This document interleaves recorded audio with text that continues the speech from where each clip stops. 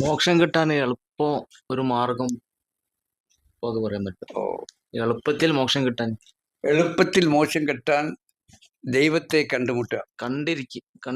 ദൈവത്തെ കണ്ടുമുട്ടുകയും ദൈവത്തോടൊപ്പം ചെലവഴിക്കുകയും ചെയ്യാം. ആ ദൈവത്തിൽ കൂടെ ആയിരിക്കുക. കൂടെ അബൂബക്കർ ഇരുന്ന പോലെ. അബൂബക്കർ ഇരുന്ന പോലെ തപസ്സിരിക്കുക. അള്ളാഹുവിനെ അല്ലാതെ ദൈവത്തെ നമുക്ക് സങ്കല്പം ദൈവമല്ലല്ലോ, അത് ഊഹവും സങ്കല്പവും തെറ്റുമാണ്.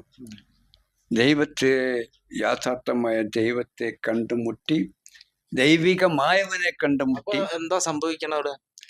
അപ്പൊ അവനായി പരിണമിക്കും ഞാൻ. അതായത് ഞാനിപ്പോ ഇങ്ങനെ ഇരുന്ന് ലാസ്റ്റ് എന്റെ രൂപം മട്ടുമാതിരിയൊക്കെ അതായി മാറും. ഇതാണ് സംഭവിക്കേണ്ടത്. അതിനാണ് തപസ്.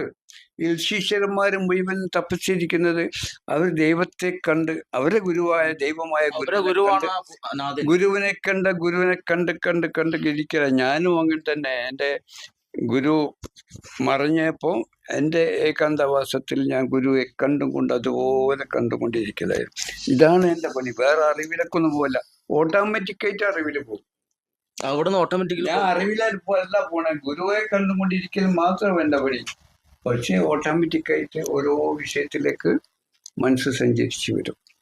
അങ്ങനെ ഞാൻ എൻ്റെ ഏകാന്തവാസത്തിൽ ഇരുന്നു കൊണ്ട് ഈ പ്രപഞ്ചത്തിന്റെ ആകമാനം പ്രകാശമായ നൂറുള്ളായ ജ്യോതി, ജഗത് ജ്യോതിയെ ഓംകാരത്തിൽ ചെല്ലുകയും, ആരാണ് പോയത്? ശരീരമാണോ? അല്ല, മനസ്സ്.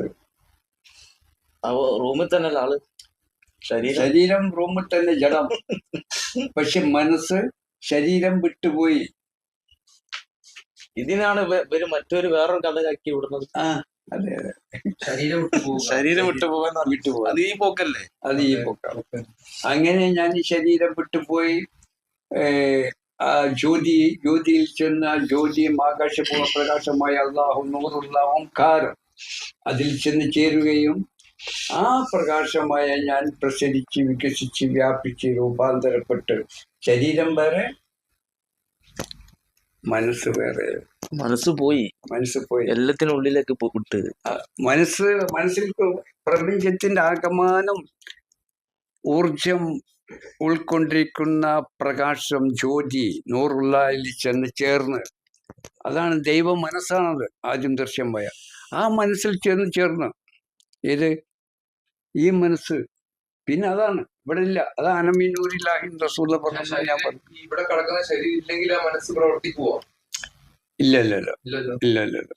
ഈ ശരീരമാണ് മനസ്സും കൊണ്ട് നടക്കുന്ന ആള്. അപ്പൊ ആ ശരീരമാണ് മനസ്സ്. ശരീരം ശ്രമിക്കുന്നത് കൊണ്ടാണ് മനസ്സ് അതിലേക്ക് പോകുന്നതല്ല. അള്ളാഹുവെ കണ്ടുമുട്ടുമ്പോ അള്ളാഹു ഈ ശരീരത്തിൽ നിന്ന് ഈ മനസ്സ് ആ ദൈവ മനസ്സിലേക്ക്, ആദ്യ ഒളിവിലേക്ക്, ജ്യോതിയിലേക്ക് കൊണ്ട് ചേർത്തി ചെന്ന് ആ ജ്യോതിയായിരുന്നു. അതാണ് ഒരു മനസ്സും ആ മനസ്സും ഒന്ന് ചേർന്ന്, അതാണ് ഒരു വിത്താവുക എന്ന് പറയുന്നത്. അതാണ് വിത്ത്. ഈ മനസ്സ് ആ മനസ്സിൽ ചെന്ന് ചേർന്ന് ദൈവ മനസ്സിന്റെ ജ്യോതിയിൽ നൂറിലായി ചെന്ന് ചേർന്ന് അതായി തീർന്നു. അതാ റസൂലും പ്രധാനമീൻ നൂരില്ലായിരുന്നു, ഞാനും പ്രധാനമീൻ.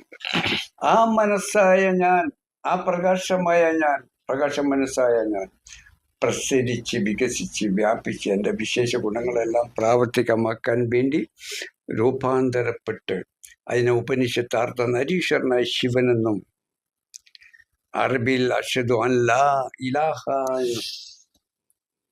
ശാസ്ത്രജ്ഞന്മാര് പ്രപഞ്ചം എന്നും പറയുന്നത് എൻ്റെ മനസ്സ് പ്രസരിച്ച് വികസിച്ച് രൂപാന്തരപ്പെട്ട എൻ്റെ സ്വരൂപത്തെയാണ് ശിവനെന്നും ഇലാഹെന്നും പ്രപഞ്ചമെന്നും പറയുന്നത്. വിശേഷ ഗുണങ്ങൾ പ്രാവർത്തികമാക്കാനല്ലേ? അതെ, അതിനാണല്ലോ. ഹുബ് കൊണ്ടൊന്നല്ലോ. അല്ല, പ്രണയം കൊണ്ട് ഇവിടെ പലരും പറഞ്ഞു നടക്കുന്നുണ്ട്. പ്രണയമാണ്. അതറിയില്ല. പ്രണയം ഹുബാണ്, ആഗ്രഹമാണ് ഒക്കെ. അത് അവര് ഊഹിച്ചുണ്ടാക്കിയ കാരണങ്ങൾ കണ്ടുപിടിച്ച് പറയുന്നതാണ്. ഇവിടെ അദൃശ്യനായ അള്ളാഹു ജനിച്ചിട്ടില്ല, മരിക്കുന്നില്ല. അവന്റെ ദൃശ്യതയാണ് മോളെ. അവന്റെ വിശേഷ ഗുണങ്ങൾ പ്രാവർത്തികമാക്കാൻ വേണ്ടി അവൻ സ്വരൂപം എടുക്കുകയും ആ സ്വരൂപത്തിലൂടെ അവൻ തന്നെ നിലനിന്ന് പ്രവർത്തിച്ച് എല്ലാം നടത്തിപ്പോരുകയും സൃഷ്ടിച്ച് ഉണ്ടാക്കി നടത്തിപ്പോരുകയും ചെയ്യുന്നു. അപ്പം ഞാൻ എപ്പോഴും പറയും പോലെ നമ്മൾ ഒരു മനുഷ്യനെ അല്ലെങ്കിൽ പ്രപഞ്ചത്തെ സൃഷ്ടാവ് എന്ന് വിളിക്കാൻ പാടില്ല, അല്ല സൃഷ്ടി എന്ന് പറയാൻ പാടില്ല. ഒരു മനുഷ്യൻ സൃഷ്ടിയല്ല. അതാണ് അദ്ദേഹം നേരത്തെ ചോദിച്ചത്. സൃഷ്ടി മനുഷ്യൻ ആ പ്രപഞ്ചനാഥൻ ആ പ്രകാശമാവുകയും, പ്രകാശം സൃഷ്ടിയല്ല, ദൃശ്യതയാണ്. അവൻ വെളിവായതാണ്. പ്രകാശമായി ദൃശ്യമാവുകയും അതിനെ ഞാൻ പ്രകാശ മനസ്സെന്ന് പറയും. അവൻ്റെ ഉദ്ദേശ ലക്ഷ്യങ്ങളും വിശേഷ ഗുണം ഉൾക്കൊണ്ടിരിക്കുന്ന ഒരു പ്രകാശമായി അവൻ്റെ ഗുണങ്ങൾ വെളിവായതാണ്. അതിലൂടെ വിത്ത് മുളക്കുന്ന പോലെ അത് പ്രസരിച്ച് വികസിച്ച് വ്യാപിച്ച് അർദ്ധനാരീശ്വരനായ ശിവനും ഇലാഹുമായി ദൃശ്യമായി പ്രപഞ്ചം എന്ന പേര്. പ്രപഞ്ചം ഇതെല്ലാമായി ശിവനും ഇലാഹുമായി ദൃശ്യമായി കൊണ്ട് എൻ്റെ ആ സ്വരൂപത്തിൻ്റെ ഉള്ളിലെ ഗർഭമായ ഭൂമിയിലേക്ക് ആ പ്രകാശം, ആദ്യ പ്രകാശം തന്നെ ബീജമായി വന്നു ആ ഇലാഹും ശിവനുമായ എൻ്റെ ചെറുരൂപത്തിൽ ദൃശ്യമായി അതിനെ ശിവ അവതാരമെന്നും, ശിവൻ പുനർജനിച്ച തൻ്റെ ഗർഭത്തിൽ, ശിവന്റെ ഗർഭത്തിൽ പുനർജനിച്ച ശിവ അവതാരമെന്നും, ആ ഇലാഹിന്റെ ശരീരത്തിൻ്റെ ഉള്ളിലെ ഗർഭത്തിൽ പുനർജനിച്ച ഇലാഹ് എന്ന് പറഞ്ഞ ഇല്ലല്ല അന്ന മുഹമ്മദ് റസൂലുള്ള എന്ന് പറയുന്നത് മോളെ ആ അള്ളാഹു ഈശ്വരൻ ദൃശ്യമായി വന്നതാണ്.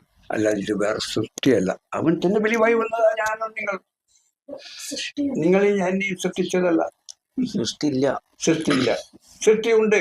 ഏതാണെന്നറിയാം, മരം മുറിച്ച് നിങ്ങൾ ആയുധങ്ങൾ ഉപയോഗിച്ച് ചെത്തി മുറിച്ച് ഉണ്ടാക്കി ഈ മേശ അള്ളാഹു ആയ നിങ്ങളുടെ സൃഷ്ടിയാണ്. ഇതിന് ആത്മാവില്ലല്ലോ, അതിനെ സൃഷ്ടിയില്ല. ആത്മാവുള്ള നിങ്ങൾ ആത്മാവായ അള്ളാഹു ആണ്. ഈ ആത്മാവായ അള്ളാഹു ആണ്, ഈശ്വരനാണ് ഇതിനെ സൃഷ്ടിച്ചത്. ഈ വീട് നിങ്ങളുടെ സൃഷ്ടിയാണ്.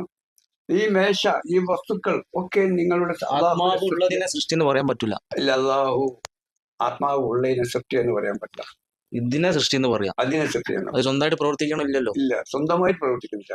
ആത്മാവ് ഉള്ളത് സ്വന്തമായി പ്രവർത്തിക്കുന്ന അവർക്ക് വേറെ ഒന്നിന്റെ സഹായം വേണ്ട. ആത്മാവ് ഉള്ള ആ ദൃശ്യമായ അള്ളാഹുവിന് ഈശ്വരനെ സ്വന്തമായിട്ട് കാണാനും കേൾക്കാനും അറിയാനും പ്രവർത്തിക്കാനും കഴിയും ഒരാളുടെ സഹായം വേണ്ട. ഈ വസ്തുക്കൾക്ക് ഇനി വാഹനം, നിങ്ങളുടെ കാറ്, മോട്ടോർ, എന്ത് സാധനമായാലും സൃഷ്ടിയാണ്. അത് സൃഷ്ടിയാണ്. അതിന് സ്വന്തമായി നിലകൊള്ളാനോ പ്രവർത്തിക്കാനോ കഴിയില്ല. അതിന് അള്ളാഹുവിന്റെ സൃഷ്ടാവിന്റെ സഹായം വേണം, അതിനെ ചലിപ്പിക്കാനോ പ്രവർത്തിക്കാനോ.